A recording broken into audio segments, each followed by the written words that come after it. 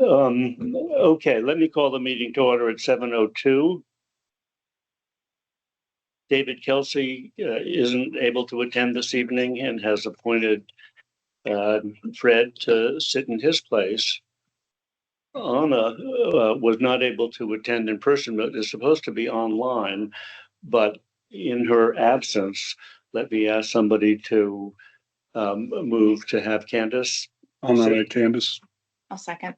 And second, okay, so at least for a short while, you got that heavy responsibility. Very short. Never mind.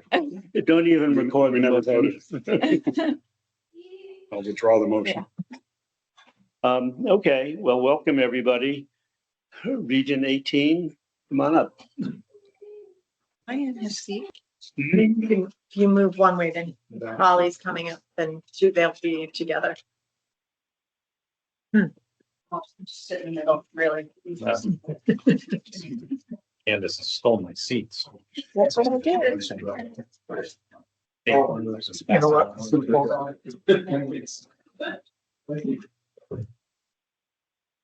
See, I don't even need my magnifying glass. There's one for you.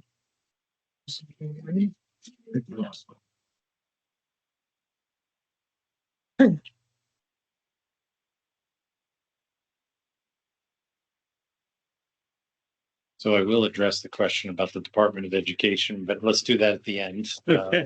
Because I got asked the exact same question when I was presenting to the Line Board of Finance. But they didn't know. They knew it was threatened with extinction. Right. But we can definitely talk about that. So I wanted to share with you our proposed budget, or the Board of Ed approved budget that we have in front of you. And you'll recognize this budget summary page. The board is proposing a 7.39% increase. As you know, that is exceptionally high this year, in large part because of debt service. 4.7% of that total increase is in debt service alone. So the operating budget is a 2.69% increase, which is in line with what our operating budgets have been in previous years. And if you turn to the second page, I just want to highlight some of the areas that's causing this, some of the other areas that are causing this increase, besides just debt service, even though debt service clearly is the major driver. So just working down from the top, certified salaries, you're looking at a 1.7% increase, about $278,000. And that actually is better than what we had anticipated. The board just negotiated a contract with the teachers, which provided them a 4% increase every single year over the next 3 years. So you would assume, okay, 4% increase, we're going to move up 4%, but we did make some adjustments in staff, which I'm sure you've read about in the paper, that we were able to bring that down. Those adjustments were made due to enrollment. So I know there's some perception out there that, this was done as a cutting measure, but much like we do in every year, when we build our budget, we look at what our student needs are and we build our staffing around that. So that does, I will want to make this clear, that does include some changes in the music department, which has gotten a lot of press. But again, just like every other department, the only reason that change is being made is due to student enrollment and the needs of what we have for classes.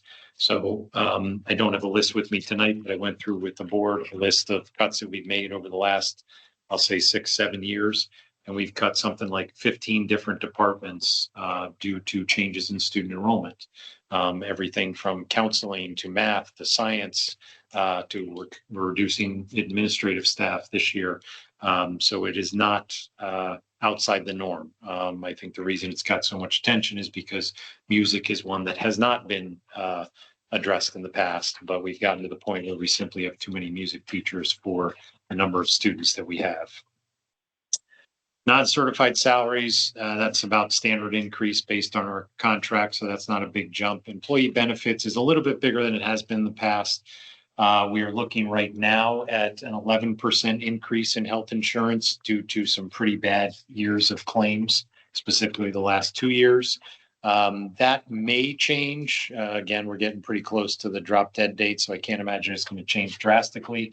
But our claims have been improving, so that's an area that we're hoping we could end up ultimately with a little bit lower rate, and that of course would result in a return to the towns of any of those unused monies. But right now, we're anticipating an 11% increase. And if you recall, we are part of the Eastern Connecticut Health and Medical Collaborative, which is a group of how many school districts? Oh, It's like 9. It's grown. We're up It's up to, I think, about 9 different towns and school districts that make up that group, which gives us a better buying power. But also, if we have a significant claim, it's less of an impact on each and every one of us because we're all relatively small groups. So do you mind if I ask a question about that? Given I mean, it's a pretty significant raise, 11%. Do we have any like risk mitigation? Like, are we looking at the claims and saying like, oh, we're consistently getting a certain type and doing anything to try and alleviate those? It's funny, we have that conversation as our group at all times. So it really depends on, again, because we're part of a larger district, but we're basically considered by Anthem as one group. So not all those claims are necessarily from our employees. Unfortunately, last year we were not trending well, and they were due to health reasons that really were out of people's control. It wasn't like people were eating unhealthy or, had other issues that caused some of these. It was just some very serious medical claims that were beyond their control. But yes, we do look at wellness initiatives. In fact, we get money back from Anthem every year that we're expected to use for wellness initiatives. So we do try to do those things to help improve some of those claims. Thank you. Instructional programs, not much of a change there. Special education is a significant change, and I'm going to talk about that in more detail in a moment when we get to some of the other pages, but that's a $726,000 increase, namely due to a growth in the number of students that we have outplaced. You'll see on one of the upcoming pages that I think we went from 1 or 2 students outplaced to we're anticipating, well, we currently have 5 students outplaced. And those are pretty significant costs. I mean, those can range depending on the needs of the student, anywhere from the very low end of $60,000 to $100,000, all the way up to $300,000 to $500,000, and in some rare cases even higher than that. So those are things that are unavoidable. In many situations. And I'll talk about this too when we get to some of the other slides. Actually, you know what? Let's go to those other slides. So Before you leave that point, Ian, are you saying that a single student outplaced could cost as much as $300,000? absolutely. Yep. More. Why? It depends on the level of services. It depends on the place they go. It depends on the transportation. Sometimes we can't find, so most of the time we try to service those children in-house, but sometimes they have such significant disabilities that we don't have the staff or the capability to handle that. So they'll have to go to schools that specialize in those areas or in those disabilities. Oftentimes they aren't in the neighboring town. They might be up beyond Hartford. They might be in the northwest corner. Sometimes they're out of state. So it really depends. Yep. And unless they're a residential placement, we have to pay for transportation as well, which can be pretty significant when you're transporting. So it could be a residential placement, which of course is more expensive than just a day Absolutely. program. Yep. That's incredible. So And to be clear, you have no control over that. That's a sort of mandate or it is. responsibility. Yep. that we have. Speaking of the Department of Education, there's a federal law called the Individuals with Disability Education Act, which imposes certain requirements on school systems to provide services for all students, no matter what your disability. And we try to do that to the best of our abilities, as I said, but sometimes there's simply needs that we can't meet. And so we look to alternative placements to make sure that we can support those students, just like we're supporting all the other students. And depending on those needs really determines the cost. But if you look at, just to give you a sense, this slide here or sheet will give you a little bit of a sense of how things have changed over time. So the first slide or the first chart there shows the difference in our October 1st count. The prevalence rates of the number of students in district who are identified as special education. So you can see back in 2020, 2021, it was 162 students. And even though we've stayed relatively the same and our overall numbers, we're up to 180 students. So you can see the percentage has gone from 13.5 to 14.8. This is not unique to Lime Old Lyme. This is pretty consistent nationwide that we're seeing this. And there's all sorts of theories out there why, everything from, not to get into political issues here, but everything from vaccines to medical issues and all sorts of stuff. Who knows, what the reasons are. COVID, people have blamed COVID on it. So I do think medical science is part of the reason why we're seeing more students, because many students who simply weren't able medically to live longer lives now are able to. So you are seeing an increase in the number of students who get services. That's definitely been a change in the last 10 to 15 years. Do you think we're maybe also getting better at diagnosing I think kids? that's definitely part of it too. I think as a education as a whole, we've gotten better and looking at some of the scientific data that supports, some of those diagnoses is definitely a difference maker. So I read in the paper, but don't have my head around what the state reimbursement for special ed. It's gone back and forth. Yeah, right. What's the current? So I had shared, I think last week or whenever I saw you last, PJ, that it was until, and some things have changed recently at the state level, but it was, you had to expend 4 times your per pupil expenditure, 4.5 times your per pupil expenditure. Our per pupil expenditure is 23,000 something. And then you get reimbursement once you've done that. And that reimbursement rate was trending about 50%. No, I A mean, little bit more higher. recently, it's been like flirting with 70, Okay, all but right. it's this year that it nosedived to 60. Okay, so it's down to 60, but the governor did just sign a bill, and Holly got notice the other day. So we're gonna get how much? It was only like $20,000, right? Yeah, like, So we'll get it $20,000 of that money, but I believe that's for this fiscal year, Correct. correct? The per student or total? No, total 20,000 total. Yeah. So what did you say the per Who's the dial? pupil Expenditure, expenditure was? it's about 23,000 something. I don't know, So 23,000 something. 23K times 4.5. Mhm. So that's about 100, right? Or maybe a little So more. we have to Yeah. spend that first before Before we you get get 60%. So Of the overage or Of of the the, overage The back. overage, yeah. that So if we 4.5, spend $5,000 over that 100,000, then we get 60% of the 5,000 back. Yeah. so you don't get any of the There's a lot first, of that. you don't get Right. any of the first And I think 100,000. that's, you talked about Correct. reading in the paper. I think that's a complaint of a lot of places. Because again, if you go to the next slide, it will show you outplacement data. I just did a quick summary of surrounding towns. I just asked the other superintendents what they're, and you can see we are super low when it comes to outplacement. So we may say, oh my gosh, 5 kids, that's more than we've had in quite a long time, looking back at our other slide. But in comparison to some of our neighbors, I mean, Clinton, they're not much bigger than we are. They have 33 students outplaced. Portland, 22 students outplaced. Again, we're down here with Old Saybrook. We have 5. And I think in large part is because we've done a good job of creating in-house programs. You may be aware that we have a program with Old Saybrook that we run in center school for our students who are identified as special education, have completed their high school requirements, but we are responsible for them under Connecticut law through their 23rd year. So we created a program with Old Saybrook, and they pay for the teacher. We provide the resources, the room and everything else. And it's been great. We have a ton of kids in that program. Parents love it.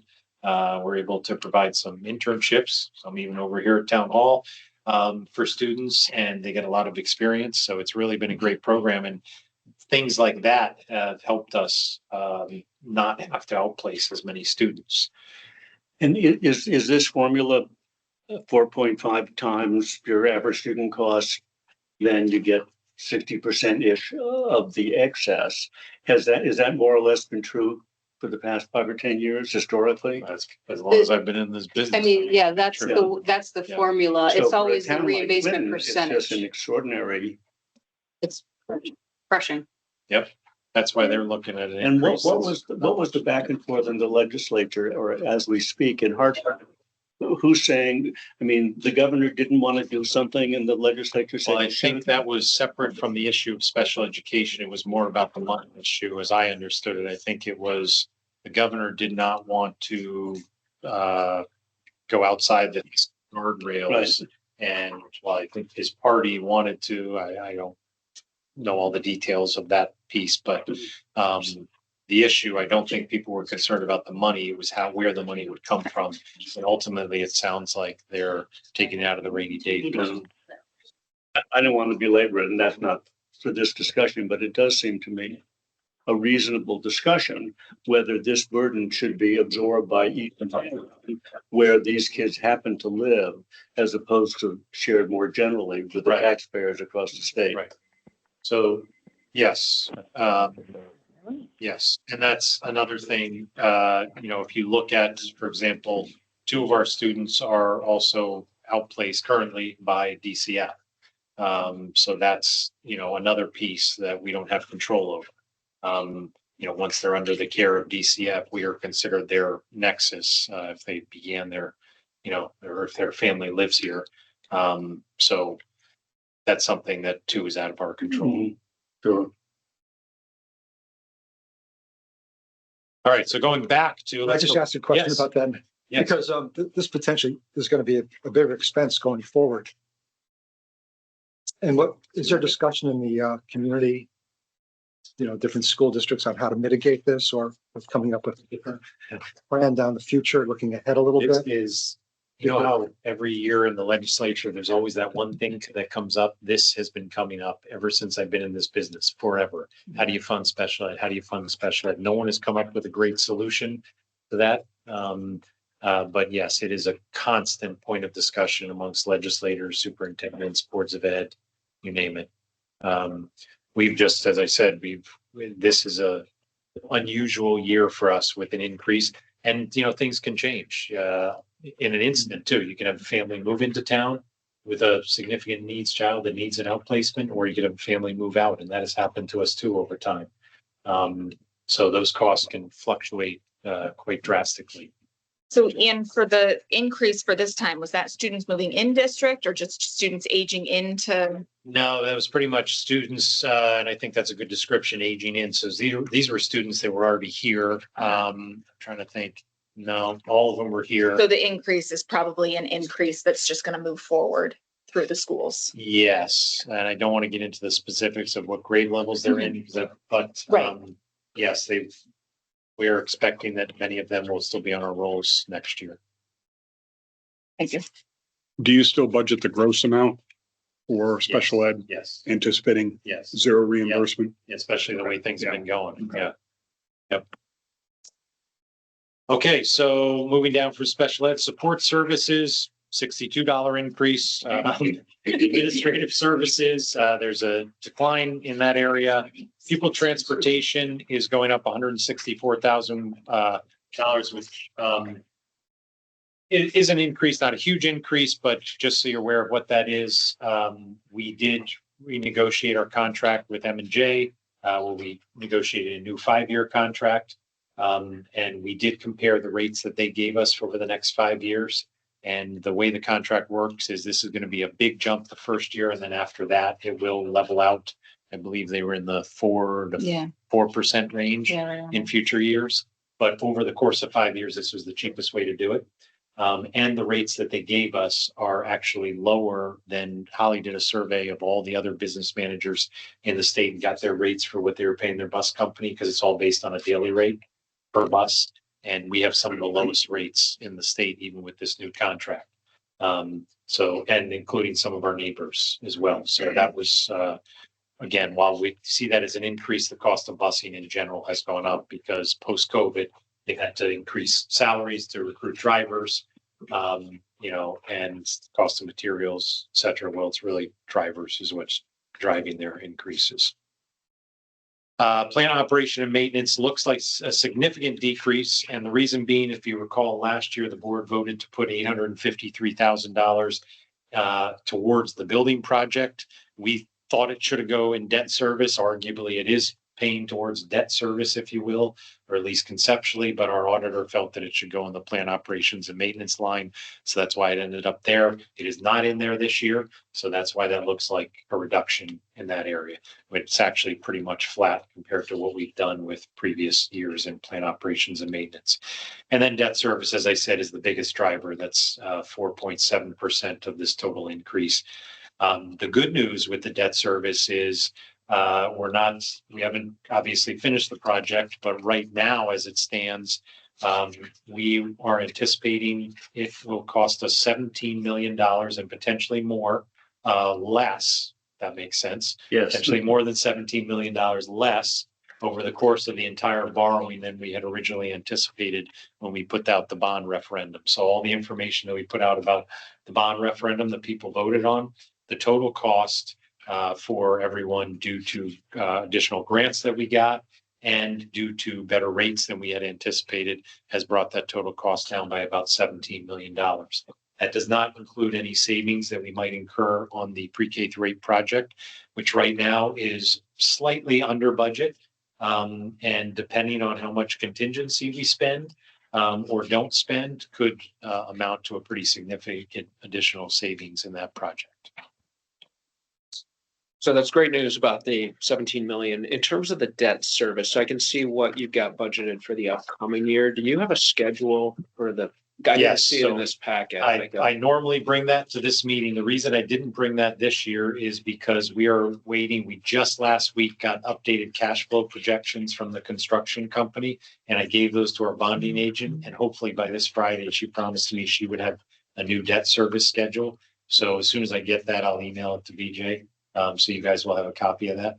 Do you have a sense what the bump is going to look like next year? I know you're getting the schedule. Nope. That's a great question. So the original plan, and don't hold me to this because this could change with the new cash flow projections, had it peaking this year and then slowly dropping off with maybe a slight jump in years 2 or 3, but nothing like this jump. That could change drastically based on the new cash flow projections, but we'll have to read. Which direction? Hopefully to the good. Hopefully, I mean, ideally it peaks this year and then trails off every single year after that. Even if you have, a slight increase here and there, it's not as big of a hit. This is a huge hit, but that's always been the case. If you look back at our history of borrowing, every time we did a project and went out for that first tranche of monies, that's when we always took a big hit and had these big increases. So do I anticipate a 7.39% increase next year? I'm hoping not. But the good news is this was originally supposed to be 10.5%, and we've been able to bring it down to 7.3. Well, as recently as January 1st, you sent around some numbers that implied about a $5 million total debt service for this year rather than 4. Right. So things have shifted slightly, and I want to make sure I'm giving you the proper information. So when this project that we're in the middle of right now was first put out there, student population projections were 1,600 or so. And it seems like we're able to cut staff because of lower student count, and we're still in that 1,250 student range. Thank you for bringing that up, Andy. So that is a good question. Let's go back to the first page because I want to point that out. That's something that I brought to the board's attention. We build our projections on a couple of things. One, we look at the current students enrolled and we roll them up. We move them up to the next grade, assume everybody's going to come back, give or take a few. But for kindergarten, that's virtually impossible because you don't know who's coming to kindergarten. We can take an educated guess based on who's in our pre-K program, but it's not an exact science. So we often count on people who do this for a living. We get two enrollment projections, one from NESDEC, the New England School Development Council, and one from a fellow named Peter Prado, who has a business literally just doing this. He used to work for the state of Connecticut doing this. He's in his retirement. This is what he does for fun, I guess. So both of their projections said that we would actually be increasing students this year But what they didn't account for, they said they accounted for, but I don't think they did a great job of accounting for, is there was a change in the law for enrollment in kindergarten that went into effect last year. It used to be that you had to be 5 by January 1st to enroll in kindergarten. It's now changed. You have to be 5 to enroll, or you have to be 5 by September 1st to enroll in kindergarten. So we found that out too late to really tell all our kindergarten parents this past year. Hey, by the way, you can't come back to pre-K. Go find somewhere else to go for a year. I mean, that would have been a nightmare. So we, like many other districts, let all those kids move on to kindergarten. But what we did is, to ensure some consistency going forward, we implemented that rule in our 4-year-old pre-K program.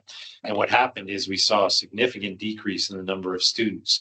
We were down to 47 students when we usually had about 80 to 90 students in that program. So it almost cut our 4-year-old program in half. We had to reduce some classrooms and cut some teaching staff last year to account for that. So we looked back at how many kids go from our 4-year-old program to kindergarten, and what the increase is over time. And based on that analysis, we're projecting only 4 kindergartens next year. So 2 at Mile Creek and 2 at Lime, which is different than, I believe it's a 30 kid difference than what had been in the projections. So that's why it looks like it's going down next year, and it could very well go down, but I'm anticipating that it will be a 1-year, drop due to that very small class, and then it will kind of right size itself. Of course, only time will tell. The projections, they weren't as high as 1,600, but they were close. But we have also done an analysis of the projections, and they have been pretty accurate so far. I think some of them during COVID were a little bit high, but what we also did is we adjusted the pre-K through 8 project, the size of the addition at Mile Creek, to account for what we thought was too high of a projection. If you recall, I think this was before we started the building committee. The original building had something like 9 or 10 additional classrooms, and we cut it down to 6 classrooms. So that too saved money. And again, based on what we anticipated as future enrollment. But we are at maximum capacity right now. We do not, part of the problem with kindergarten too is, at Mile Creek, we have 19 sections, and until that addition's finished, we do not have a single room available for another classroom. So if we get a 5th kindergarten next year, the plan is, make sure no one throws tomatoes at me for this one, but the plan is we take the group of kids who most likely would go to Mile Creek, and we're going to put them in a classroom at Lime, which we don't have a classroom, but we're going to move our SRBI program into the library temporarily, keep them all together as a group so they can get to know kids that they will continue to go to school with, and then the following year move them back to Mile Creek for 1st grade when the addition's done and we actually have a classroom for them. Not the greatest plan, not the most popular plan, I'm sure, but we otherwise do not have a space for them. The alternative is you rent one of these temporary classrooms. That's going to cost a whole heck of a lot of money to do that, and I'm not sure. Is center school pretty fully occupied? Yep. So my impression was that we had a bulge in the middle school that So- is coming into the high school. Our numbers in the middle school are growing, and our numbers at the elementary level are growing outside of this one kind of blip. Our numbers at the high school have plummeted, but the reason they plummeted is those small groups finally got to the high school. Right. So this will be the first year at the high school that we do not have 4 classes of, not a single one has 100 students. Which has never been the case since I've been here. So that doesn't help the overall number either. You're talking about student census. If this year, now we've got about 1,250 students-ish, what were the numbers going back 2, 4, 6, 8, 10 years? Just off the top of your head. In the projections or what they have been? Actual census. We've gone up slightly every year, but I'm and outside of this 1,245, but if you go back, I'd say we've probably gone up maybe 5 students a year. So the census was never much larger than this? If you go back, maybe when Kim was in school, it was like 1,600 kids. That was, Yeah, there were 120 in my Yeah, class. yeah. Well, and the thing that's happening is that the people who are my age are moving back to town and enrolling their kids. I mean, I can't tell you how many of my classmates have students in in Mile Creek and Lime Consolidated. So, right so now. fair enough. As my kids went through high school, I thought it was larger and it was maybe 1,600-ish Yep. around that time. It's up, yeah, it's been that high, Hmm. yeah. And these things do go in waves too. To Kim's point, you're gonna have, people who put their kids through school, who want to downsize, move out of town, and younger families moving in. Where we do see some of that. And so, those things will change. Are there any plans? I know it's not in the budget, but in the undesignated fund, is about 4 million. Yep, that's in here. Can we get to that slide Andy, and talk about that? Didn't look ahead. I try not to. Sorry, I figured that question was come up. So one of the other things I just wanted to share, because as you well know, sitting in your seats, people have short memories about what budgets were in previous years. So I always include this slide just to make sure people have the information. 7.39, as I said, seems extremely high, and in comparison to previous budgets, it is. But as you can see, still even over a 5-year average, we still are averaging a total budget increase of about 2.73% per year. And for those people who would say, well, that's only because debt service has gone down, our operating budget over that same time period has been 1.84% over the last 13 years. Our operating budget has been 1.84%. So I know nobody really cares about that data, but I think it's important to bring forward. So to your point, I thought that the overall plan was that as debt service of one project, for instance, the high school tailed off, Mhm. that was when we would bring on new Yes. debt service like we are now. Yes, So, the timing didn't work exactly perfectly as we had anticipated, and the increase was greater than the decrease. okay, So that's why we're seeing it. so there is a decrease wrapped in here too. And the high school, yes, so the high school monies that were borrowed for the high school are on this downward trend, and that's getting less and less every year, but the increase for the pre-K to grade project is greater. That's why it's off balance there. So there's, additional spending proposed for that undesignated fund of things outside the building project. Has the Board of Ed given any consideration to not spending it on these and putting $1 million or $2 million of that towards to soften the blow to the towns? Not in regard to this budget, but in regard to returns. So one of the things that impacts your return is how much money we put into the undesignated fund. And as you're well aware, we went from 1% to 2%, Right. and that has made a difference in the returns to the towns over Right. the last few years.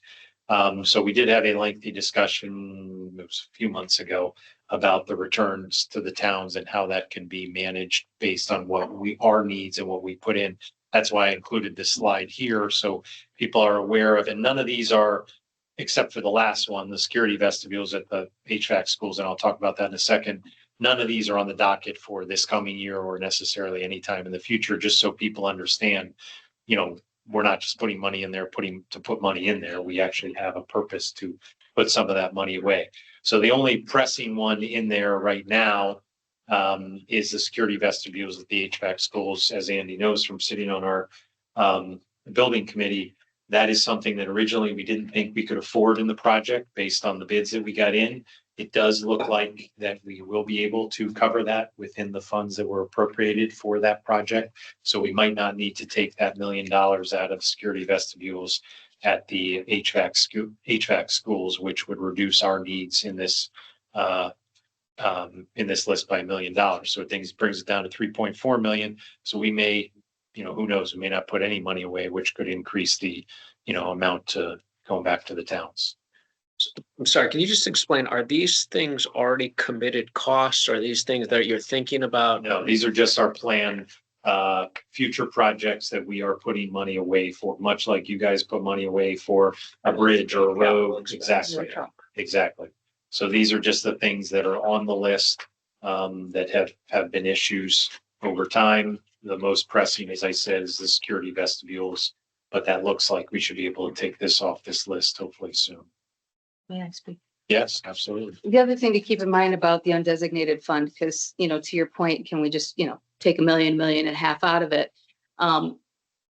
we're cautious also to do that because this is the closest thing that a school district can have as a rainy day fund. And when we're in the middle of a building project and we're bonding, this fund, they look at when it comes to our rating and how viable we are. So we don't want, if we were to take the monies out to help fund the budget, you're creating peaks and valleys, but also it could negatively impact our bonding ability and our interest rates. I thought your bonding rating was more based on Lime and Old Lime's bonding rating. than We Region go 18. through a full bonding Yeah. analysis with Moody's and a rating analysis, and they definitely look at this undesignated fund as something to keep.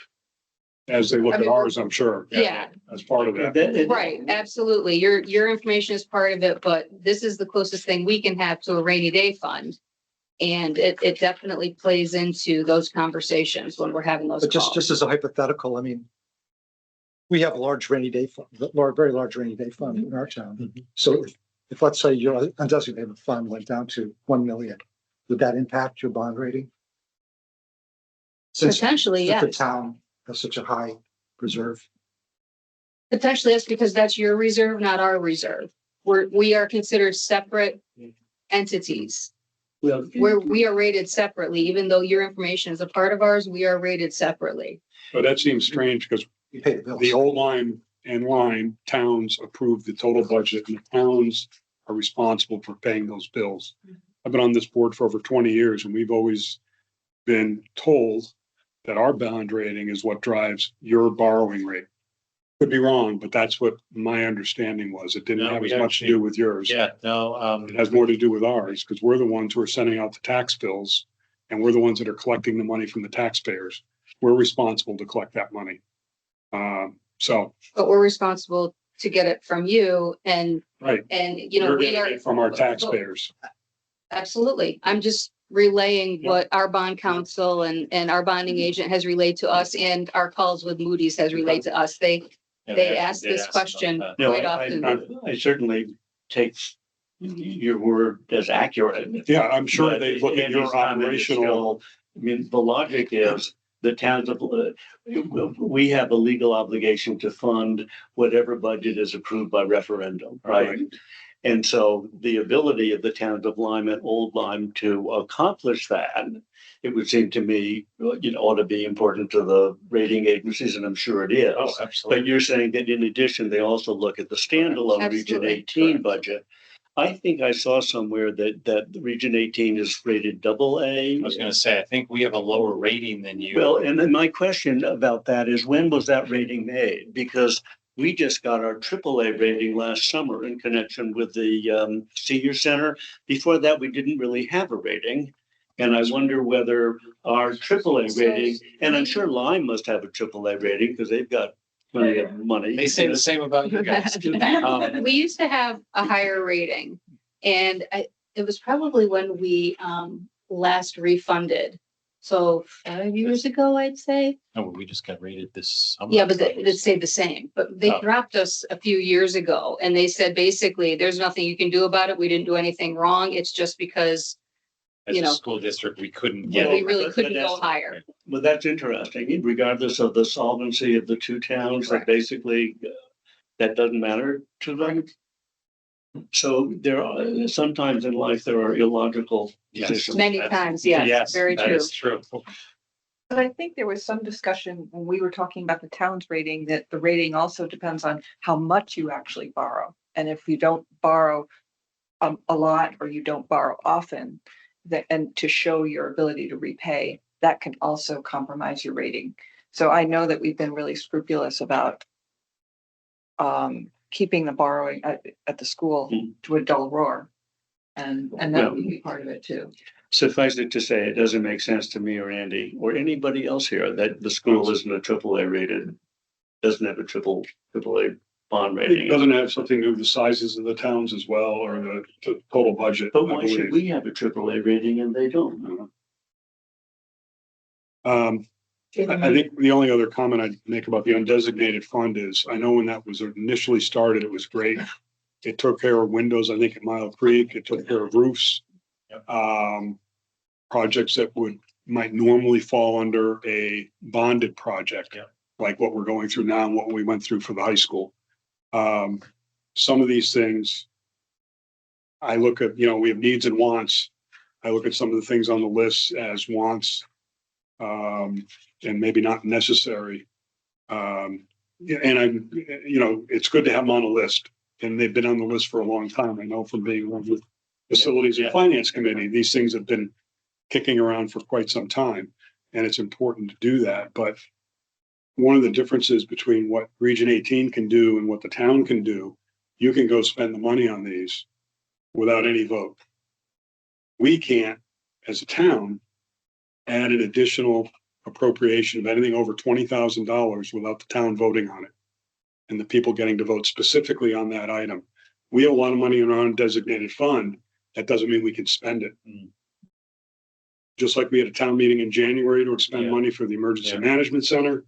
That money's sitting there, but we can't just, the Board of Finance or Board of Selectmen just can't say, oh, let's just do this. It has to be approved by the taxpayers.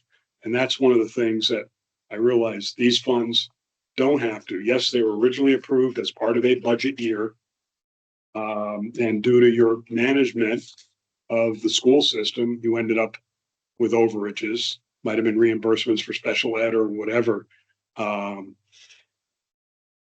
been around here a while, and the Region 18 has never come back to the towns and said, we ran out of money in May. So that's a good thing. That's our goal. Right, it's all our goals Right. together. But it just, I just want to emphasize, I think you really should be very open about these spendings and really reach out to the townspeople for them to weigh in on them. Because they may have different needs or wants. Well, the That's just my townspeople were certainly 2 cents. vocal around the turf field. I mean, that was a Yeah. issue. And I see that there's a track renovation. I'm not nearly as close to it as you are, Andy.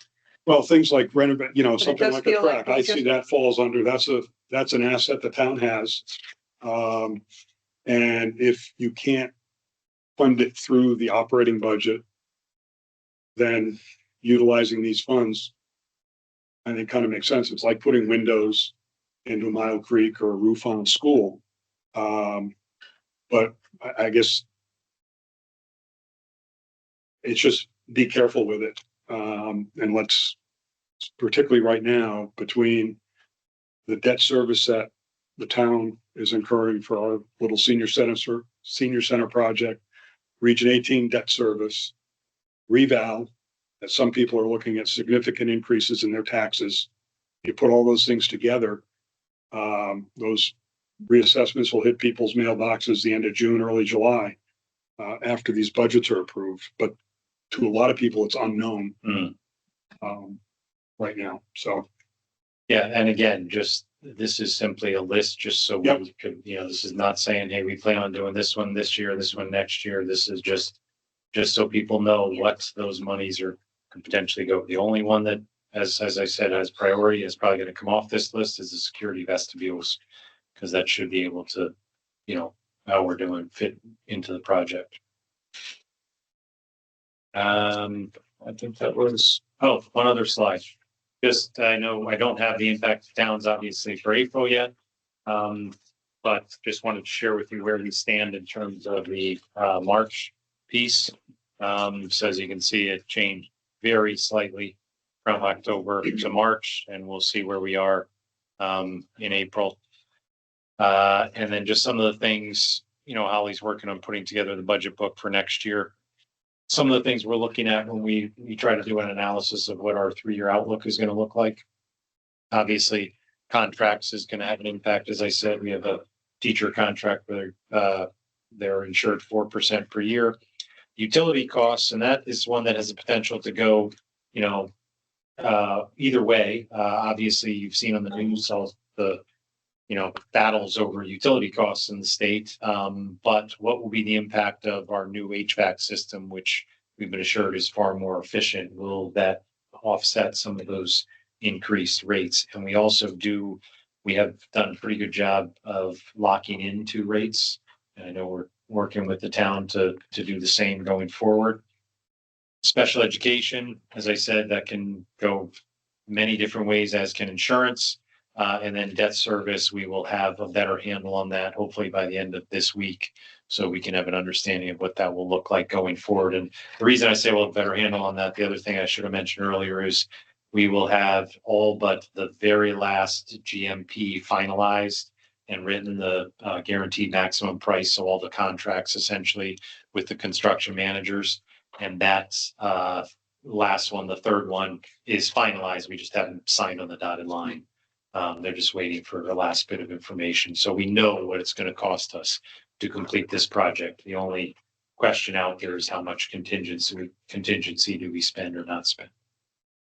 And I was gonna ask you this the other day, but I forgot, but Sorry. have we finalized our old high school project yet? So the state is coming down next week? Or the Not week this after? coming week, the week after. The week after, to go through all the records and so on and so forth. I can't imagine, based on how long this has taken, that it's going to be a quick turnaround from there, but they anticipated being there a week. He's supposed to be here a week. Oh, an entire week, going through all of our records and files and stuff like that. And hopefully we'll get a response pretty soon after that.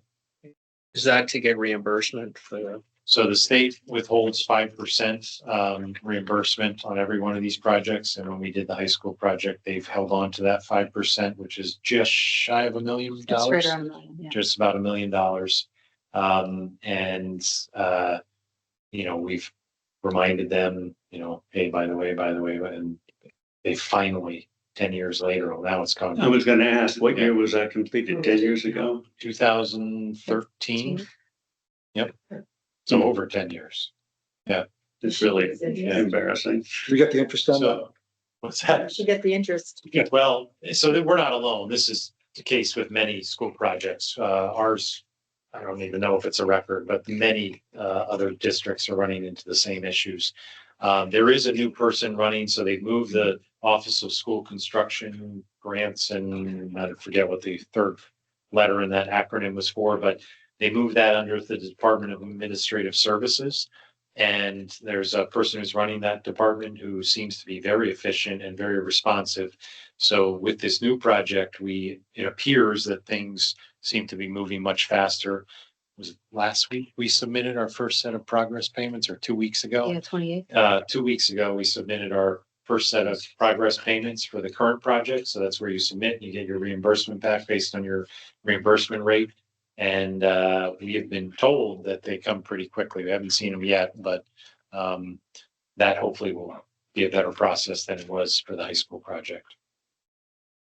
Which leads me to your first question about the Department of Education. Oh, yeah. That's the Connecticut State Department of Right. Education.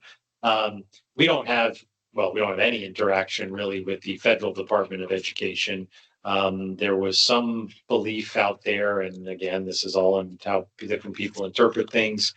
That's really the only thing, only interaction we have is funding sources. So federal government funds IDEA, the special education grant, and they fund what are called our entitlement grants.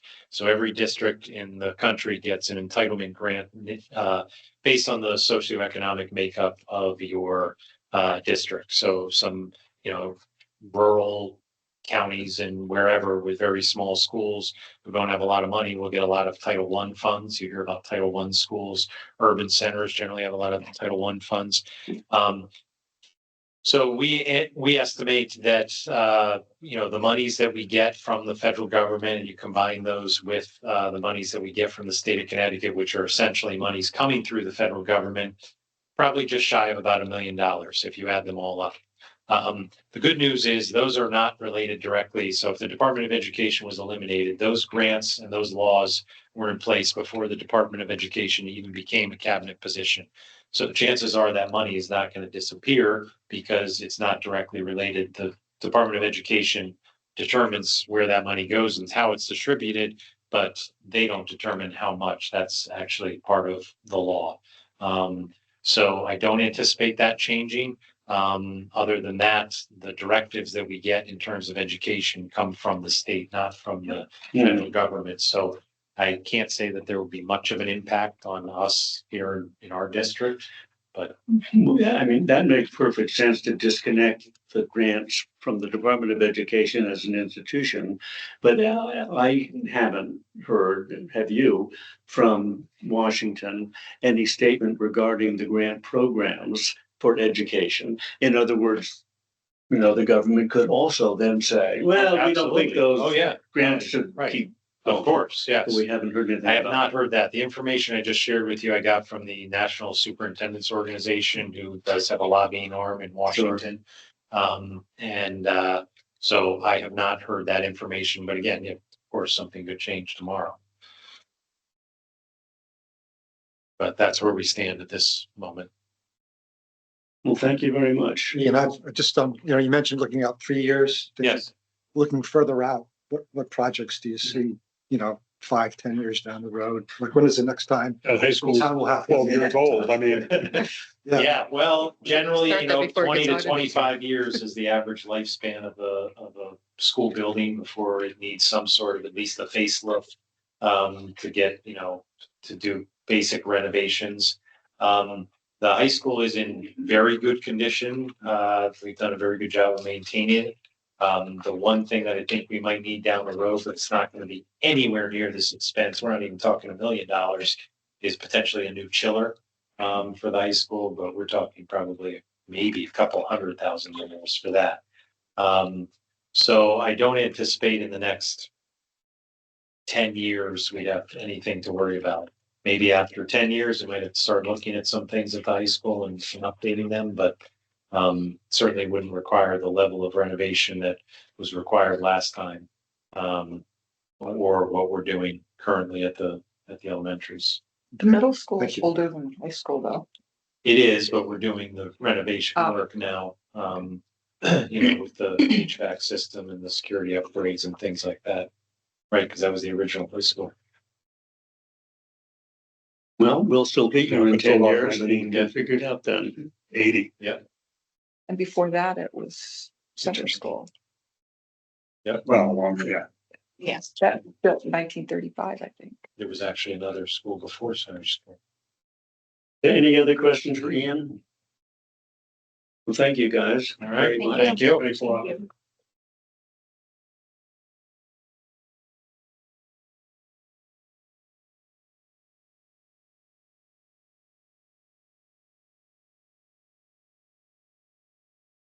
Okay. B.B. Griffin Noyes Library is up next.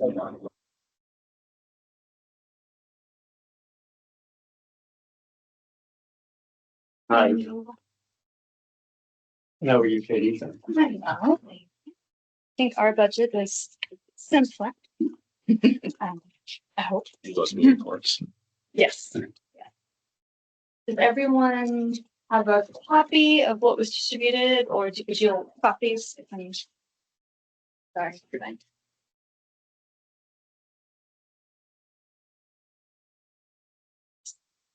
I also brought, because I can't help myself, copies of our annual report. I know some of you already got one. We've had a really wonderful year, so if you're interested, please help yourselves.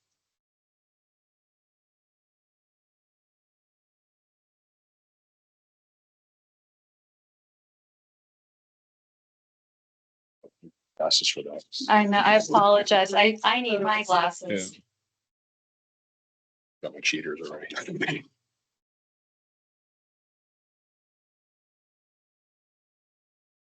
And there is everything that she sent me, there's copies in the book, first one after his finish. Do we have a page in the budget book for the library? Yes. Yeah. It's, Under 211. 211. It's the first line. It's in here. of 211, but this has a lot more detail. that's just a single line item Yeah.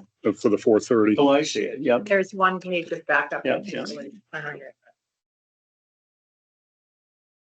All right.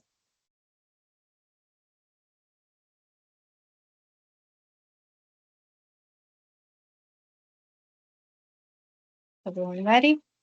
Start at the top. Okay. So I mentioned we've had a great year. I just want to say that the annual report we just distributed in late 2024 Our numbers are back to pre-pandemic levels. So we've increased over 2019, 4% increase in circulation. Our door counts up, programming attendance up. I really think that after a little bit of a sluggish restart that everyone experienced, we are doing very well and people are using the library. Looking forward to this next year's budget, trying to keep things relatively flat. We are increasing our annual funds drive. There is some uncertainty going forward what charitable donations will look like in the year ahead. But we do anticipate having an increase there of 137, which puts us at a 5% increase. Fundraising events we're holding flat. We had a conversation about this last year. We have rolled out a few events already. We just had our 3rd annual mini golf. We had another mini fundraiser in January, was musical bingo that sold out. And we're bringing back a new bookworm ball as the Bookworm Bash in May. So we'll be advertising that in just a few weeks. Again, we're getting our feet wet in this space, trying to be conservative in what we anticipate bringing in, but we hope this is a place we can grow in the years ahead. Our endowment, we're holding steady at 292.5. Next year, Tom, I believe, is when we'll start reducing, 2627. Yep. reducing our drawdown. We're anticipating having a comparable number next year as well, even with that slight decrease, assuming the markets hold steady. While Yes. we're on that, though, let me interrupt you, Katie. So you're planning to draw down 292.5 from the endowment, Correct. right?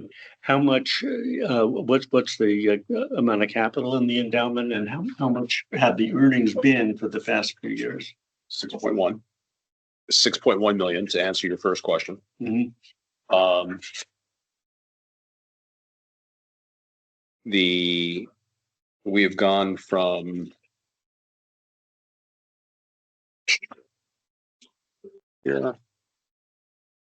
we're at 4 million in 2022, 5.1 in 2023, 5.3 at the beginning of this calendar year. Well, that may include contributions. It's I'm kind of contributions. interested in what are the earnings that you've been. We've been getting Investing market-like in that, how much returns. you The making? past calendar year end was 13.06%. We have increased our allocation to equity over the past year. We've been monitoring. We kept ourselves during the construction phase more conservative to ensure that capital would be there when we're going to pull it. So we've gone from a 55% equity allocation range to a 65% equity allocation range. We've also increased our weighting towards international, looking at what the weightings are. I'd like to combine our personal investments with you, if we may, because that's a pretty good return. Yeah. We're trying. We've Essex Financial Services is exceptional.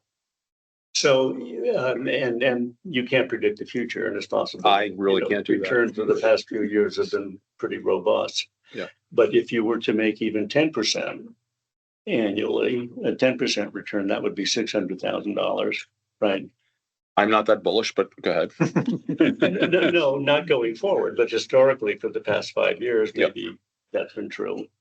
But my point is, so if you could assume you're going to make $600,000 going forward, and you're going to take about half of it for operations, that means you're going to continue to grow the endowment, which is a good thing. But the question is, how big should it be? And how much, of the income generated by the endowment should go to operations, and how do you make that decision? What we've been working on in the investment committee 2 or 3 years ago, we completely rewrote the investment policy statement. The spend rule 4 years ago was about 5.5%, which is not sustainable. The goal was to get it down to a 4.5% number. So and that's based on a 3-year rolling average of the endowment. Excuse me. So we flatlined, we could not hurt the operations of the library. So we flatlined what we would use to support, so we could build up a little bit at 292,500. The goal was to get it down to a 5% spend rate. And starting next year, we're going to be reducing the draw on the endowment by 0.1%, until we achieve 4.5%. The overall long-term goal is that the endowment can start to sustain the library to a much larger, or to a larger degree over time. But we're talking the span of decades, not the span of by 2030. Larger the endowment gets, eventually we'd like to be coming and asking for less. But that's a long-term goal that we put into place. It's clearly not the goal for right now. Right now, we're trying to get ourselves back up together. We're also looking at capital campaigns as well that we have to be able to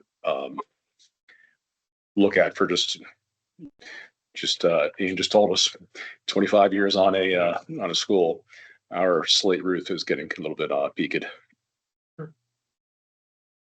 Thank you. My pleasure.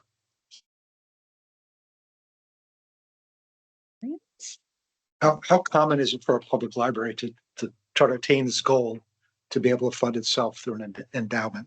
Is that, How many in the state don't take state funding? State funding or municipal? Excuse me, I'm sorry, municipal funding. One. We are unique.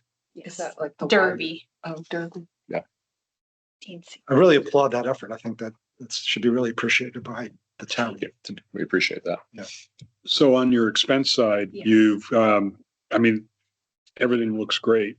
The missing item is capital repair expenses. Yes. That is to be determined, because that looks like it's gonna, is that gonna be in the similar range as to this current year, or? It is likely going to be higher. We have, as Tom mentioned, slate roof repairs Mhm. that are, if you haven't been in the library recently, there is a hole in our ceiling in the reading room because of leaks coming through the slate roof. The slate roof really does, if you go up there, the hips need to be replaced, the flashing needs to be replaced. We've received one quote on that in the 80K range. We're working on a second quote. We also have received, we did an analysis of the asphalt roof on the 95 edition that has never been replaced. And that needs to be done in the next 2 to 3 years. And that's probably going to come in around $50,000. We do have some building reserve money set aside. I actually yesterday submitted grant funding for $15,000 for the slate roof repairs. We know these expenses are coming. We're trying to set aside some cash. Again, we have some investments put toward that. And it is a little bit of an unknown in terms of where that money Yep. is coming, That's- but it's, You gotta fix the roof. we've got to fix the roof. Books dry. Yeah. And, Yeah. you know, one of the things that's come up is why didn't you do it in the renovation plan? And part of that planning was started 8 years ago. The roof, or excuse me, the building was completed 5 years ago, and it was really premature to do the roof 5 years before we needed to. So I have had that question come up from donors. But in your budget for the next fiscal year, you have to be determined for capital repairs. And what sort of the order of magnitude of what that could be? So the slate roof, we're hoping maybe even to get some of that done this fiscal year. Mhm. It may bleed over into next year. So depending on where that lands, Mhm. it's probably going to be looking at around $80,000 for the roof, and then for maintenance of the slate roof. And then we'll be looking at some repairs internally to address the leaks, the damage done to the interior of the building. So I think 100,000 is not unreasonable. So on this budget, that money would come from the endowment? To be determined. We are trying to figure out how we're going to fund. Well, you could, right, and if the capital campaign is more successful, but on the face of this budget, if all these numbers are perfectly accurate, you don't have Right, the we money. don't have the money, yes, Yeah. right. So it will be coming from Yeah. some of our reserve building funds, some cash carry, and hopefully campaigns. So, but to your point, it has to be done. Mhm. And again, we're looking everywhere for grant opportunities relating to this.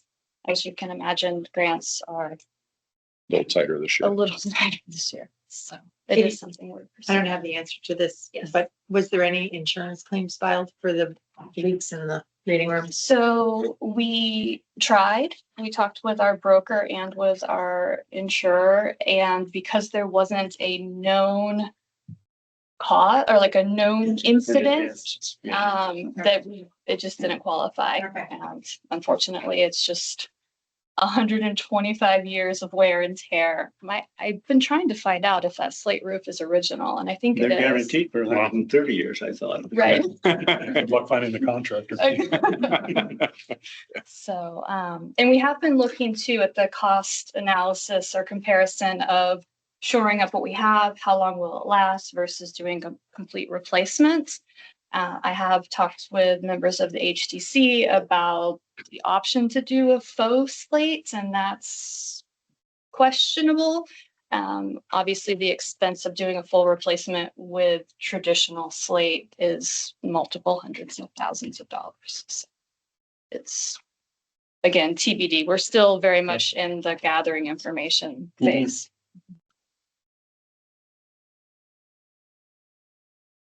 Any Okay, I'll question? make a motion for the $430,000. Second, Any discussion? All in favor, say aye. Aye. Any opposed, say nay. Any abstentions? Motion passes. Thank you, guys. Thank you so Thank you. much. And thank you for Good luck with the roof. Library. I mean, I just think it's the jewel of the town. Yeah, I have a book in my car. Could you just? Where do you?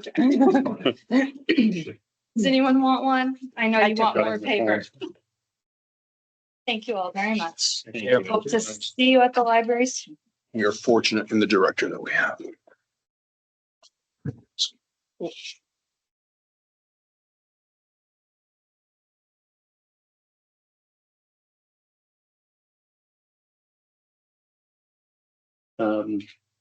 Lime Academy College of Fine Arts. Please come up. I don't think you're They're here here. tonight. Nobody's here representing No. them. I'll make a motion for the $20,000 for Lime Academy of Fine Arts. Second. I'm just looking. So that's the same amount we've given them. for Correct. A number of years. That's flat. Yep. A motion been made and seconded. Any discussion? All in favor, say aye. Aye. Any opposed, say nay. Any abstentions? Anna, are you hearing us okay? Yes, I'm hearing you just fine. Right. Well, so you'll call out if you want to be heard.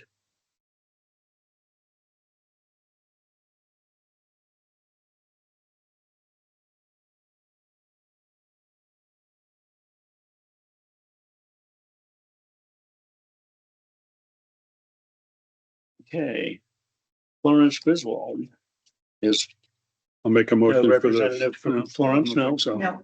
I'll make a motion for the $15,480. It looks like it's a $480 increase.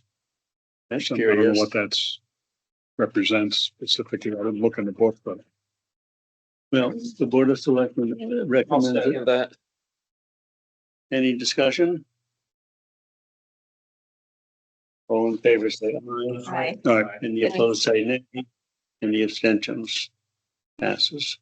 Because it's an adjustment for inflation in the yeah, I supporting didn't. documents. You got that, Michelle, the number? Was Lime Art Association.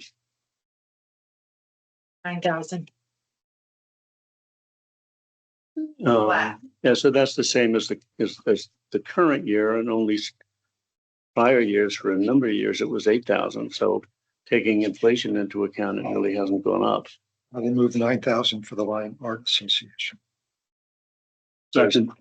Andy seconds. Any discussion? All in favor, say aye. Aye. Any opposed, say nay. Any abstentions? Motion passes.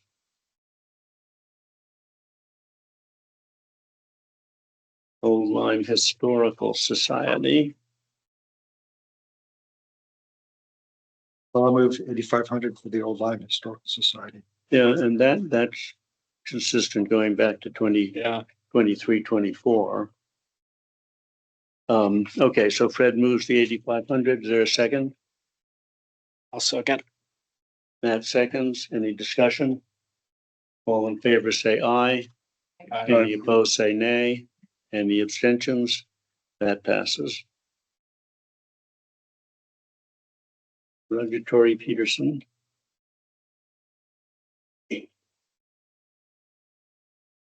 I'll make a motion for the 13,000. I'll second. Any discussion on the 13,000 for Roger Tory Peterson? All in favor, say aye. Aye. Any opposed, say nay. Any abstentions? That passes. Okay.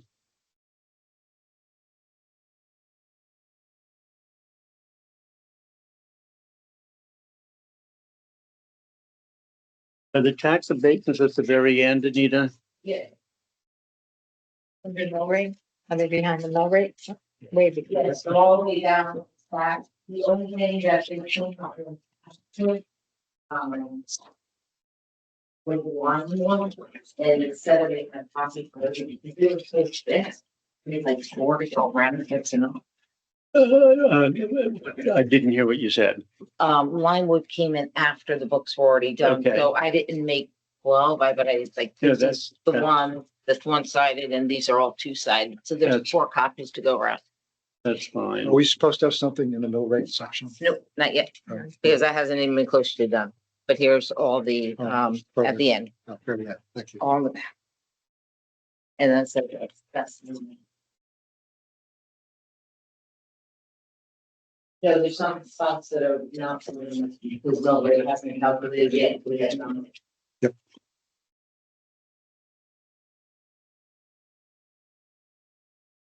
Can anybody here with a better memory than mine remind me what percentages have we abated for? 80, 100.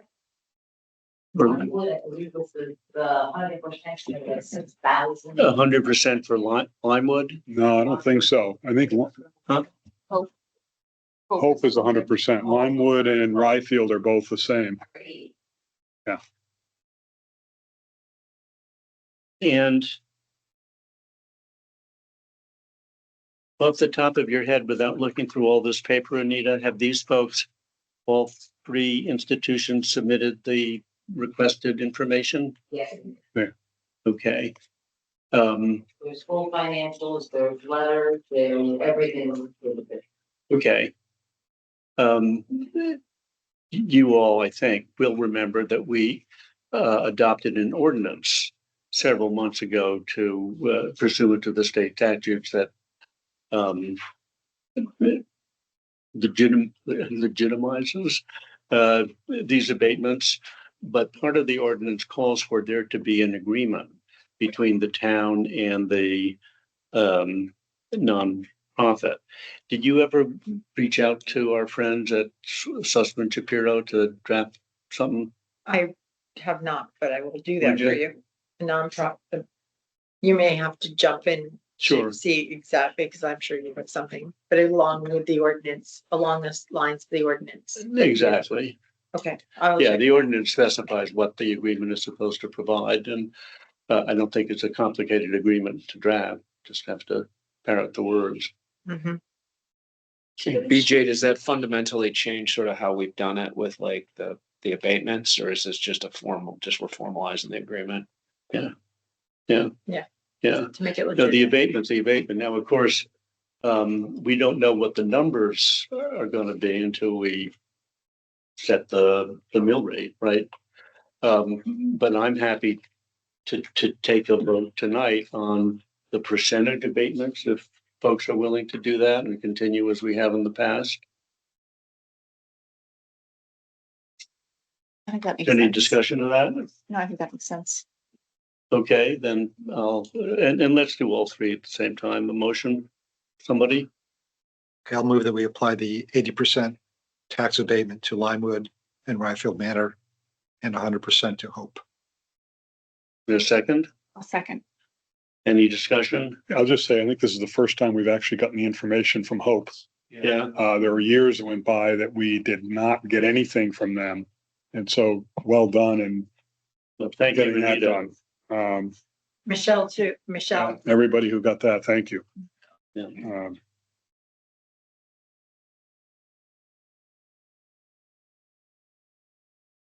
Okay, so motion been made and seconded. Any discussion? All in favor, say aye. Aye. Any opposed, say nay. Any abstentions? Motion passes.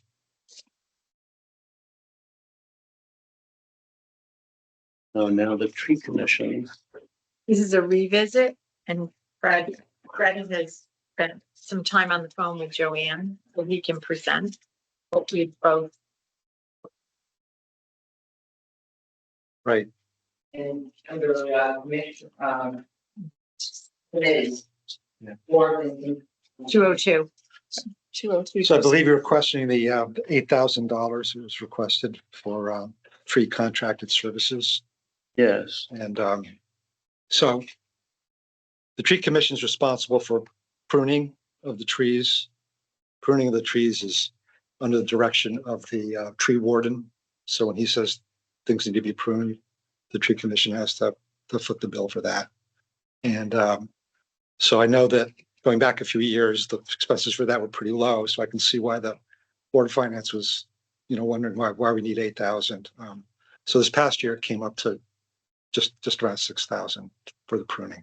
The other expense in contracted services is if we buy trees to plant in some of the public spaces, we traditionally hire a company to go dig the hole and plant them. So that's just $300 per trade. So, the commission likes to try to plant 2 or 3 trees if they can a year. So there's that $1,000 for that. Plus the expense of the trees comes out of the other line. So, with the trees, it's hard to predict. But anyway, that's where that number comes from. So Joanne's, I think the issue last time, maybe last week, whenever we discussed it, was whether this was for cutting down trees. absolutely not. And if so, should it not be in the public works budget? And you're telling us it is not. Yeah. It's for pruning and planting. And I might have misspoke at the last meeting. No, no. But yeah, a few years ago, about 10 years ago or so, that division was made very clear between public works. Public works is responsible for removing trees, tree commission for pruning. Although, And the pruning is all the trees and shrubs that are on the public spaces, public parks, and along the road right of ways that the town owns. So it's a substantial number of trees potentially that might need to be, maintained. So it's interesting. I mean, looking back, $8,000 has been in the budget forever. Yeah. Right. But the actual amount spent have been much less than that. Up until last year, Last year. which was Okay. 6,000. So the message is, yeah, maybe that's been true in the past, but we're going to do more work in this coming year, or that's the anticipation. Yeah. Okay. So if the tree warden says a tree has to come down, does that then get shifted over to public works? Yes. Okay. Yes. sometimes, Tree warden has to give the go ahead Yes. for public works to cut them. so sometimes the complaint comes into Michelle, sometimes it comes in, but we always go through Tom Degnan to have him make the determination. So we did talk a little bit about the state and Eversource doing some pruning to keep trees from falling on power lines. How does that work? And so we have sort of like 3 bodies doing trees. And do we have any way of predicting what they're going to contribute to this effort? So if a tree falls down, like they did this weekend, they had a tree fall down on a wire. Eversource came and took it down for us. They take the charge because they don't want us near the wires. So they came and cleaned up the tree limb, and then Ed and the guys went out and cleaned up the road and the rest of the debris later. And that is the way it goes. Eversource sometimes also does their own projects, like they started, well, supposedly March 1st. They're taking down 81 trees between Boston Post Road and 156. That they are deeming are too close to wires and things like that. They've noted them all. I sent it to Joanne so that she'd know which ones were coming. We could have put in to say we want to save this one tree, but we decided that we wouldn't have much luck in saving it. So we decided not to. And they go through and do that. And they're working on that from March 1st until December 31st. So it's not a fast project, but you will see them doing it. They've been doing a little bit of work on Shore Road. That people are not happy about, but there's not much we can say when it's Eversource, the state. They get to call it. So the principal increase in the budget is the $2,000 increase from $6,000, which was a decrease from the historical $8,000. So looking back in time, the budget is not terribly different. Well, and also they've proven that if they don't need to spend it, they don't They don't spend it. spend it. So it's not like they're gonna go out and do $8,000 worth of tree trimming because they Right. have $8,000. I think they're, Yeah, I mean, we're Calls. responding to nature, basically. Yeah. I have So- a question on that. Can you guys hear me? Yes. Fred, we had questioned just whether or not the tree commission had an actual plan for $8,000, or if this was just sort of like well, we might need $8,000 when that's well below our threshold. And like, I completely understand funding if they have a plan to plant 4 new trees. So they need $6,000 for that, plus a little bit of extra for pruning. But if there's no actual plan, I really don't see why we are funding this budget to this amount when we're fully okay with them coming back to us and saying, hey, we need X amount of dollars for this. Because this is sort of an odd budget. Like if we fully budget, everyone's, to Andy's earlier points, wishes, then we could be not using this money at all, as opposed to if when this comes up, we say, okay, we understand that you may come to us for $6,000 because there's a storm and we need to do some serious pruning or, replacement of trees. So I don't know how you want to handle this. And, the selectmen have already suggested 8,000 is fine. I just think the tree commission should know that information, that, us decreasing their budget isn't saying you can't do that work. It would be just saying, So understanding Anna, their work. if I could address that, we just can't predict what trees will need to be pruned in the upcoming year. I did ask Joanne if there's a way we can survey ahead of time and kind of get a sense for the scope of the work for the upcoming year, but it's just hard to predict. So I think this is based on historical, patterns and large part Joanne's judgment about what we need, what might come up. But it is, we may not have to spend a dime of that, and that's very unlikely. Do you have any understanding of the split between pruning on the one hand and planting on the other?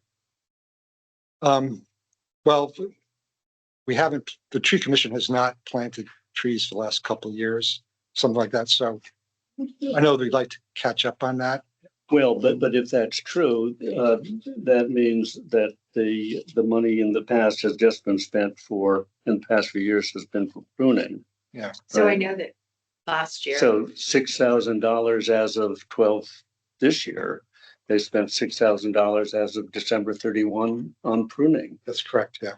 Yeah. So my response to you, Anna, is that your question and your request is sensible, but we would generally prefer to be over budgeted than under budgeted. We don't want to over budget to an unreasonable degree, but if the sum, I mean, this is I'm speaking for myself, if the sum seems reasonably likely that we're going to spend that much or almost that much, I'd rather put it in the budget and then, have there be a little bit of over budgeting than under. She also mentioned that they had 5 trees that she doesn't have the money to finish this year, so that's why she also increased the money, because unable to finish 25 trees, the bill request for a new tree. And that's over the next. Well, I think that's part of Anna's point, is that, she shouldn't not prune those trees this year if they truly need to be done.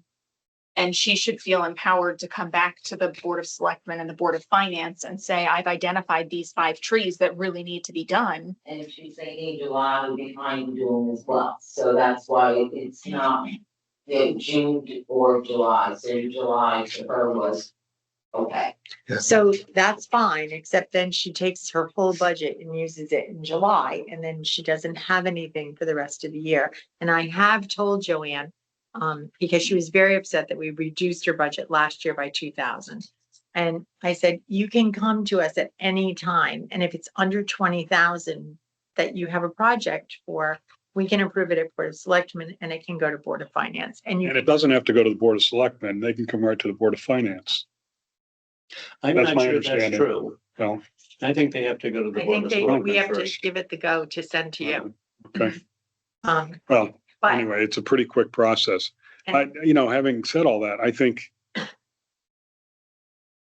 I'd make a motion and we can continue to discuss for the 14,625 for the tree commission, which includes the $8,000 for contracted services.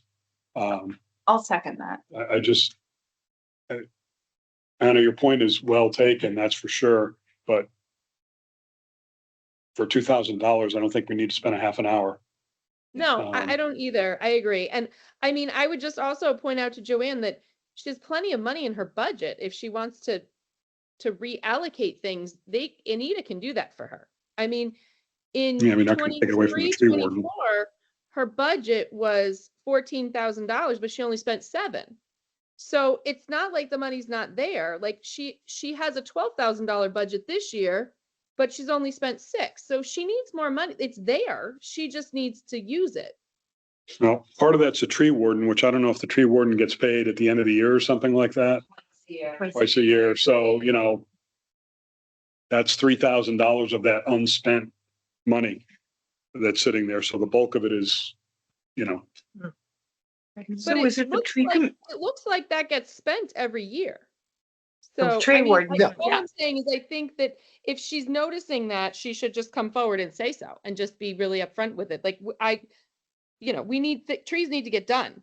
And I think just what BJ said, we can't really know, and Fred, what it's gonna cost. So this is a best guess estimate, but if she needs more, she should come and ask for more. But maybe you can sit down. Before she spends it. yeah. Maybe you can sit down and explain to her that lines can transfer out. I mean, I don't think she understands that she can move things if she needs to. Okay, so the 14, The tree other miscellaneous is meant for purchasing the trees to plant.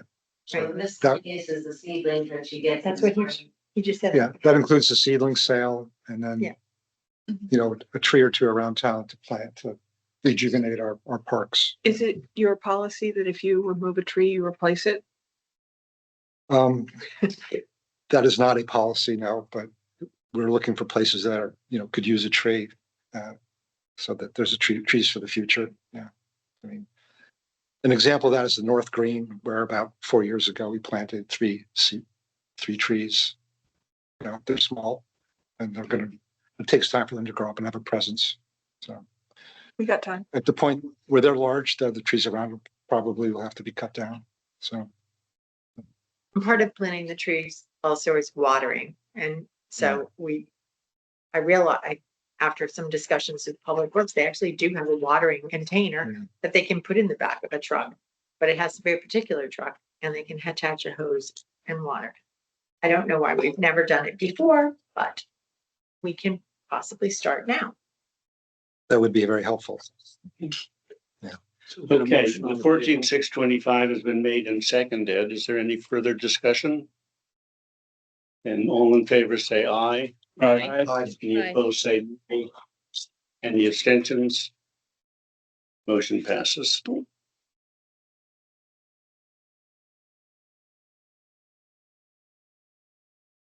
Okay, the next is approval of the minutes of last week. Now, Michelle sent these around electronically today, but we also have There's also. hard copies. Does everybody have a copy of the minutes? You need them?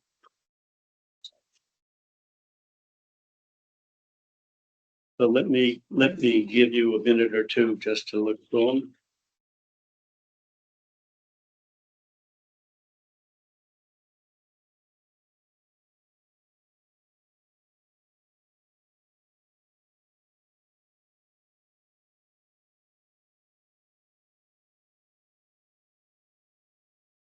Martha, I haven't seen a full schedule of the budget meetings. They come out, week to week.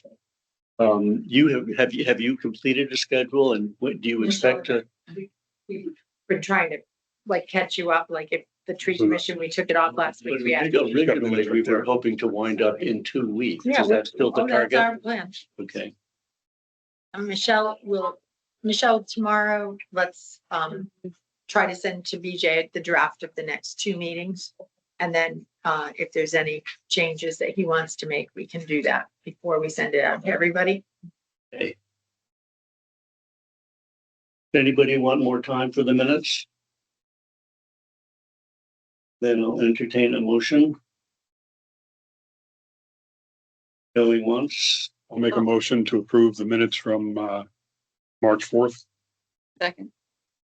and Kim seconds. Is there any discussion, any comments, corrections? There's one correction, in the guest list. Steve, Sinami. Yeah. Missing an N there. That's right. It's spelled Cinami. Good catch.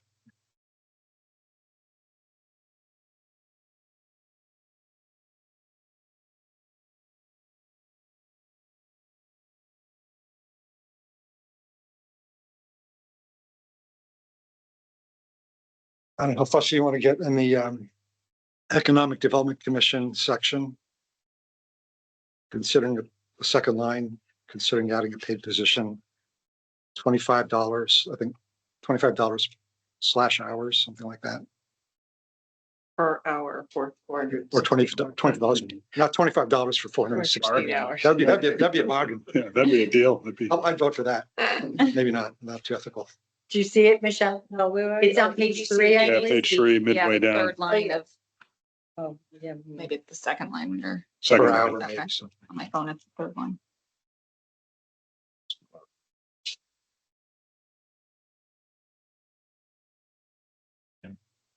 Is that it, Ben? Is that it for you?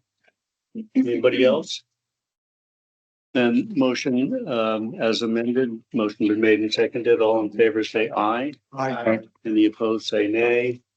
And the abstentions, terrific, it passes. And public comment. Would either of you public people like to comment? We love comments. Okay.